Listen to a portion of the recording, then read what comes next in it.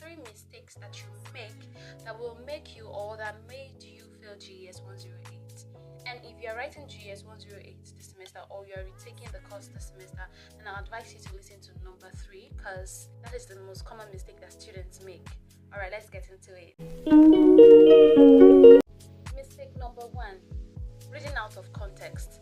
I understand the fact that you want to consult materials that will help you understand GES 108 better. Yes, it is necessary, it is good. But then there are times that students get lost in the vast information that they have about French. I've heard some students coming to meet me and tell me that they downloaded Duolingo. Why are you downloading Duolingo? If you want to be proficient in French, yes, you need to do the Duolingo. But right now, as it stands, you need to pass your GES 108. You don't have time for Duolingo. Okay? Duolingo is not going to help you in that particular aspect. What you need to do is focus on the 9 lessons you have.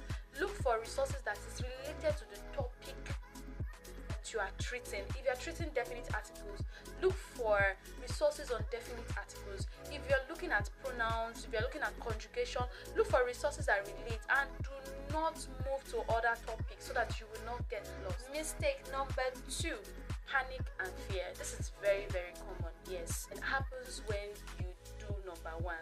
Gathered a lot of information, now it's overwhelming, now you're scared. How am I going to put this on my head? Most students have come to meet me and say, Precious, the issue is I don't know anything about French. I don't understand how I'm going to put this in my head. I don't even understand what is written in GES 108. Yes, it's normal. For you that don't have any basic knowledge about French, it is normal. The point here is not about you knowing French. You do not necessarily need to know French to pass GES 108. What you need to know is how to pass that course. Once you know the tricks and the tips in passing this course, that's all you need. You do not even need to be proficient in French to pass GES 108. So you don't need to be scared. You don't need to fear. Once you know these tricks, you are good to go. Now, the last one, the most important one, and the most common one that I've seen among students, and that is learning pronunciations. Like I said in mistake number 1, why are you downloading Duolingo? What do you need Duolingo for? Why are you learning pronunciation? I mean, written exam, it's a written exam, and you're trying to learn the oral aspect. Why then you're just wasting your time? Yes, you are wasting your time. I've had students come to meet me in my DM and tell me, Precious, please, how do I pronounce this word? And I tell them, what are you learning pronunciation for? I'll tell my students, pronounce it the way you can assimilate it.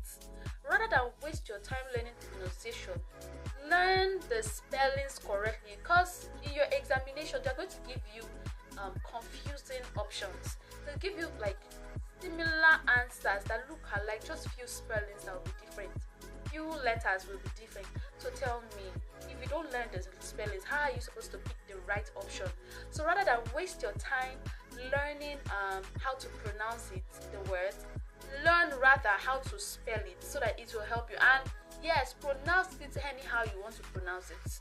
If you like call bonjour, bonjour, call it whatever way you know will help you assimilate it better.